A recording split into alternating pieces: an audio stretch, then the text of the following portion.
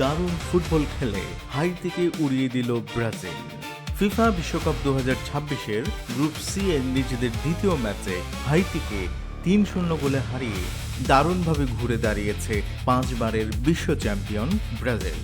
প্রথম ম্যাচে মরক্কোর বিপক্ষে 1-1 গোলে ড্র করার পর এই জয় ব্রাজিলের জন্য ছিল খুবই গুরুত্বপূর্ণ।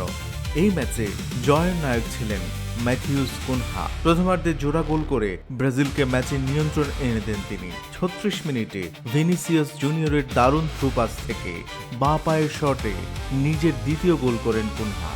এরপর প্রথমার্ধের যোগ করার সময়ে তৃতীয় মিনিটে স্কোর শিটে নাম লেখান ভিনিসিয়াস জুনিয়র। হাইতির গোলকিপার জনি প্লাসিডকে সামনে পেয়ে তার দুই পায়ের মাঝ দিয়ে নিখুঁত ফিনিশিংয়ে গোল করেন ভিনি।